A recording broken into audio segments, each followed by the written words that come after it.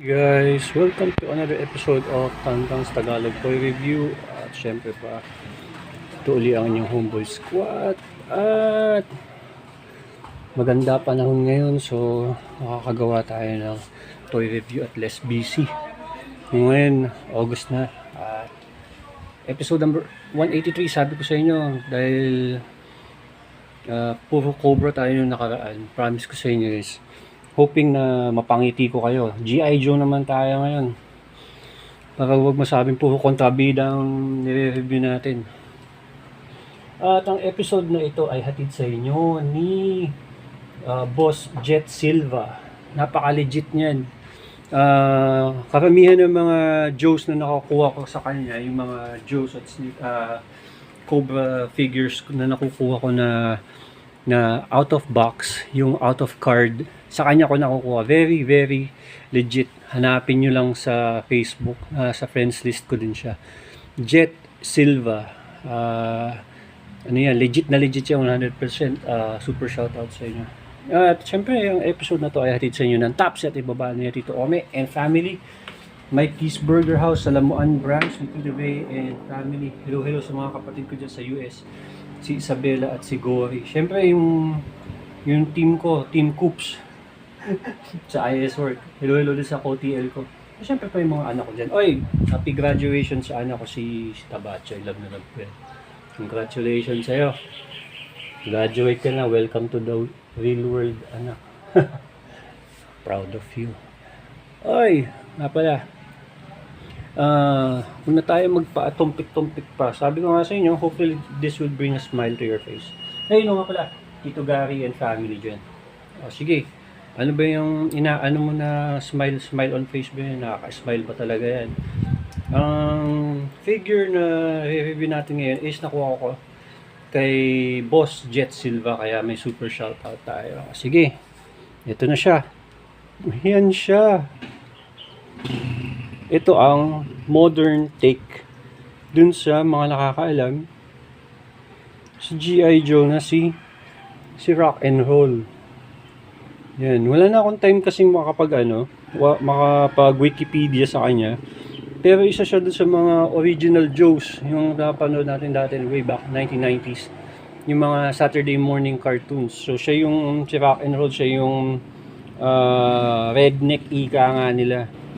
Nakaasar sila sa mga redneck. So ayan siya. Siya yung redneck nila. Medyo natagalan akong gawin tong video na to kasi na-ok ako. Hindi ko maalala kung meron itong bipod na sinasaksak dito. Kasi may nakita akong bipod accessory somewhere. Hindi ko alam kung dun siya dapat nakakabit. Dito. So para dun sa mga kaano natin dyan na merong modern rock and roll. Guys, meron ba talaga siyang bipod? So please let me know in the comment section. Tapos, ito siya. Yan siya si Rock and Roll. Meron siyang isa sa mga paborito ko aspects ng Hasbro is napakadami nilang detailed na accessories. Na sa totoo lang, pag ikaw ay medyo burara, ay talagang mawawala mo.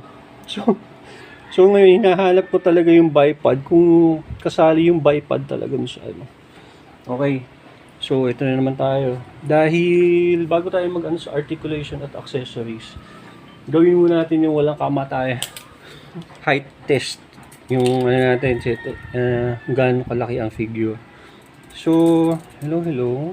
Napakaangas nitong figure. Redneck na redneck. Hillbilly. Bigote, malala. Yan. Height comparison pala, sorry. Height test. 6 inches at sobra. Yan. So, itatabi natin siya sa mga figures natin para makita yung walang kamatayang scaling. Sige. Yan si Rock and Roll. Pag tinabi mo siya dun sa... Okay guys, maraming salamat pala sa inyo patuloy na like, share, and subscribe. Appreciate ko yan. So, pag tinabi mo siya kay Storm Arena, Ryu and Ken, pag pinagitnaan siya, hindi nalalayo yung height nila. Okay. Good scale. Siyempre, alam mo na may, ano yan. Sabi, nagulat nga ako si Ken Masters pala, ay hindi. American, siya pala talaga Japanese. So, pag tinabi mo siya kay Sagat, Jada Toys, Sagat. Oy, Loilo nga pala sa best friend ko si Doc. Miss ko na yun si Doc. You know? Sagat. Si Euclid and Uric and Nirvana. Siyempre, tabi natin siya. Favorite kong si Storm Shadow. Puta lahat na lang favorite. Yun yung actually favorite ko si Storm Shadow. Compared to Snake Eyes. Maliit si Storm Shadow eh. Tapos, pa ba? Pag tinabi natin siya kay Nightwing, McFarlane Nightwing, ayan siya. Yun yung scaling niya. Kasi naman 7 inches ang McFarlane. So, ayan siya. Hahanapin ko talaga yung ano na yun, yung bipod na yun. Hindi ko lang kung para sa kanya talaga yun eh. Tapos meron ako nakita suksukan ng bipod dun sa Rambo gun niya eh. Parang sa mga oldies na katulad ko. Alam nila pag sinabi yung Rambo, putang pang helicopter tong... Yan, pang helicopter yan eh.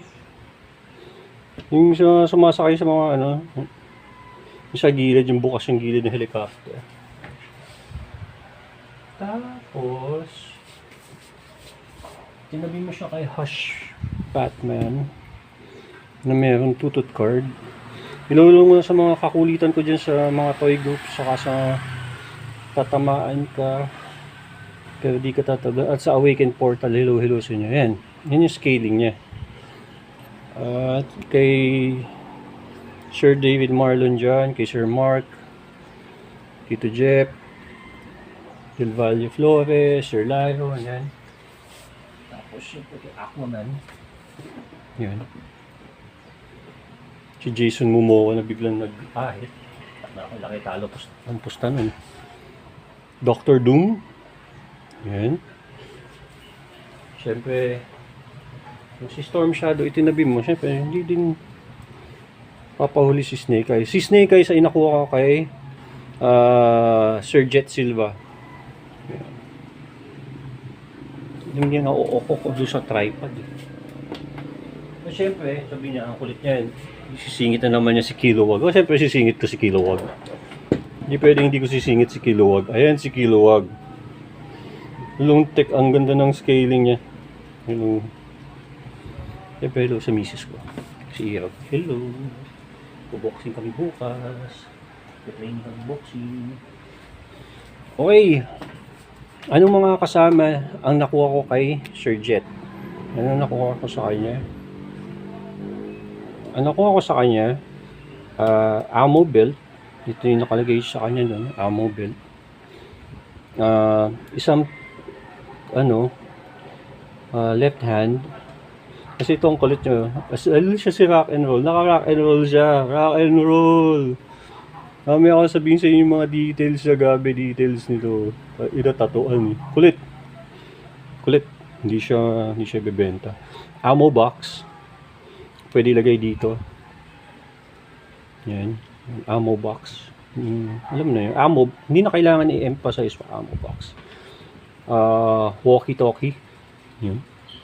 Diba? Sa panahon niya may walkie-talkie pa ba? Siguro sa field siguro, hindi naman ako sundalo, may walkie-talkie siya. Mga naman heavy duty na walkie-talkie. Sabi ko nga sa inyo, when it comes to detail, ingat kayo. Ito naman yung, siyempre ito yung madami na. Siyempre, minsan gagawa ka ng scenario na kunyari, kaunti na lang yung bala niya. Ayan, yan. O, diba? May mga ganun pang detail eh. Saka ito, tanong, para saan ito? Yan, pag lumabas na yan dito, ibig sabihin, yan, ulitin ko. Siyempre, minsan, madami pang bala, ganitong paglagay niyan. Yung detail niya. Itong bullet na ito yung tumatama sa kalaban. Yung naiiwan yung tinatawag na tingga. Ayan. So, dapat ganyan yan. Ganyan mo siya shoot dito. Yan. Sabihin lumalabas na yung tingga. Tapos ito lalagay mo dito. Shoot mo sa gitna. Yung sa ammo belt niya. Yan, ganun yan. Okay. So, ano pa yung meron siya? Siyempre, meron siya ditong helicopter gun. Ito yung sasabi ko sa pang helicopter.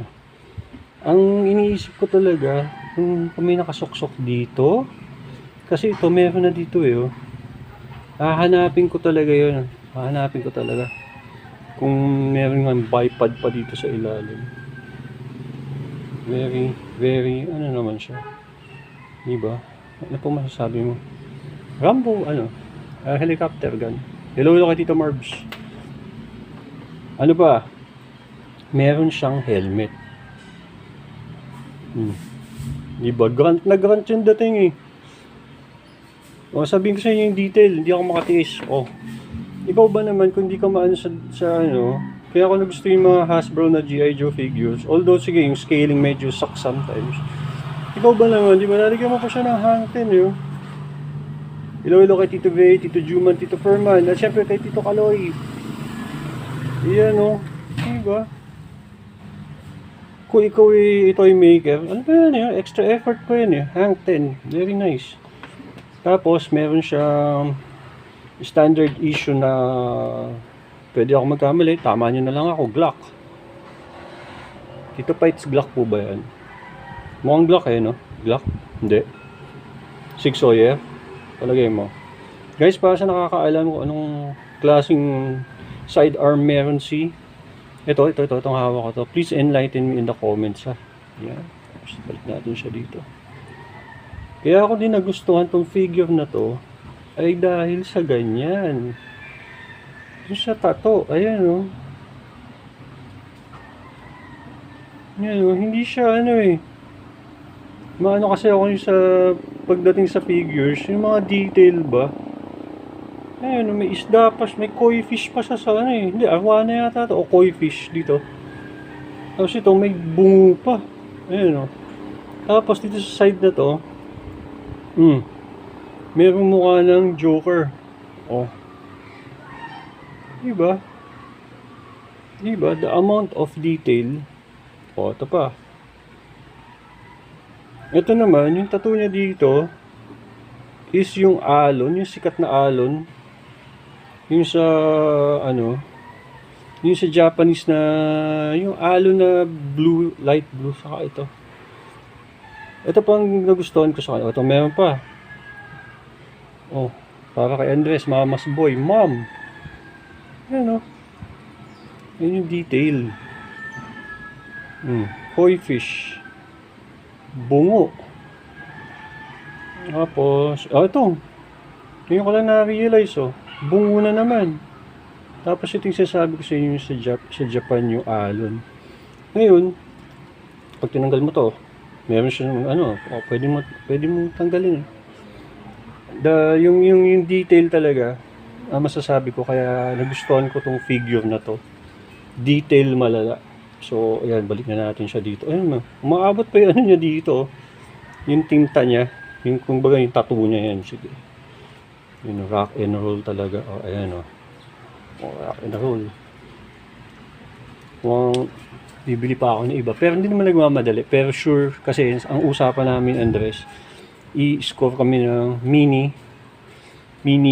army ng Cobra na yung mga naka blue boys, saka yung pag nakaluwag-luwag yung mga Vipers. Yun ang trip namin well, actually trip ko. Meron dito parang niya, wrist niya lang to, parang di naman na-relo to. Ayan. Natatanggal siya, diba? Yung amount of detail, pwedeng meron siyang ganito, pwedeng wala. Alam mo, ganito lang. Ayan. Redneck si Gago. Good joints siya nung nakuha ko. Ang problema. Tsaka yung mukha niya, ayan, redneck yun.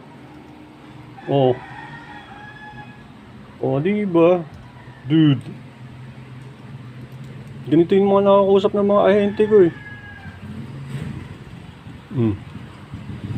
Hello sa mga ahente ko, si Sander, si AJ, si Ethel Joy, yan mga ungas ko. Si Ian Makay, mga ahente ko. Si May Marie, yan. Hello, hello. Siyempre si Apsi Ungasis, yan. Yun. Side to side. Tingala ay ganon. Yuko ay ganon. Nagti 360 siya pero hindi ko nagagawin. Meron siya 360 rotation over here. Butterfly joint. Hindi ko alam ba't may ganun pero parang non-existent siya. Pwedeng ganon. Pwedeng ganon. Ito ay umiikot ng sarili niya. Ng ano niya doon.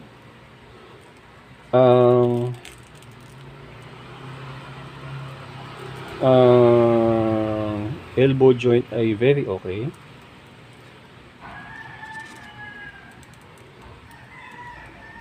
Very okay din syempre. Kaliwat kanan. Ab crunch. Yes. Ay, hello kay Tito John Paulo. Hello sa'yo. Alam ko G.I. Joe, ano din to eh, enthusiast. Pag, ganon. Yes. Ikot dito. Yes.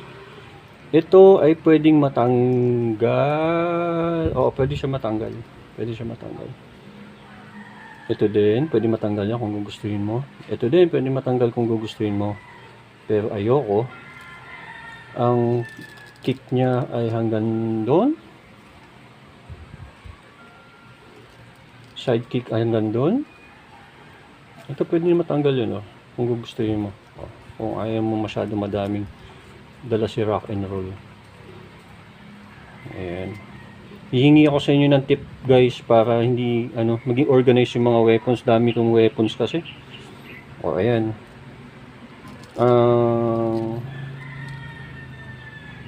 Very maangas. Ay, go to sa garahe nga pala. Kung kayo magagawi sa San Roque, Marikina, very very legit. Daanan nyo yung mga kamag-anak ko doon. Ayan. Sabihin nyo lang si Ryan ng Tandang Tagalog Toy Review sabay takbo. Ikot, yes, 360. Tito Marvin, Michael Marvin, napakaano sa G.I. Joe nitong araw. Hindi lang yan, hindi lang action figures, pati toys, pati vehicles meron yan. Napaka tao, napakabait. Pero madamot nung araw yan. Ayaw magpahiram ng toy niya na malakas lang mang-inggit. Kaya ginawa ko, ninenok ko yung piloto ng Rattler niya, yung Cobra Rattler. Sorry naman, pero nagsorry na ako sa kanya nun. Alam niyo yun, sorry pare ko. Love you man, yun. Si Tito Behey, puta. Si Tito Behey, maglalaro na hindi lang figures, may vehicles, playset, hello sa kaibigan ko, kababata ko si Tito Behey. Guys, pasensya na, medyo na-enjoy ko tong review ng Tandang Tagalog Toy review na to. Articulation wise, nothing new. Playability, yes, kasi kung yung tipo ng yung bring back yesterday nostalgia. Ito yung modern take ni kay rock and roll. Kung mas okay kayo yung sinauna niya, meron din yung sinaunang version nito, which is okay din naman. Pero natuwa talaga ako sa amount of detail. Accessories, hindi ko alam, Sir Jet, may kasama ba talagang dapat ito? May kasama ba talaga dapat na backpack? Ewan ko, hindi ko alam. Hindi ko na tinignan eh. Very nice yung niya, accessories niya at yung detail. Ok pa din ako sa tripod. Aesthetically speaking, 10 siya. Articulation 7 or 8, nothing new. Detail talaga 11 out of 10. Yun nga lang, may mga mawawalang ganito, ganyan. Pero kung kayo ay G.I. Joe fan, pwede ko ba sabihin must have? Subjective naman talaga. Once again, meron pa yata tayo i-review. Meron pa kasi ako nakuha kay Sir Jet. Pero, hindi ko na kinuha yung weapons kasi kailangan ko lang yung figure. Baka next time na lang. Si Scarlett. Ayan. Baka sila ni Miss Lucha na nagalit yung itsura niya. Next time na to. Maraming salamat guys sa inyong patuloy na pagla-like, share, and subscribe. Share nyo to. Pakishare naman ito dun sa mga tropa nyo na mahilig sa G.I. Joe. Maraming salamat. Ingat. Bye-bye!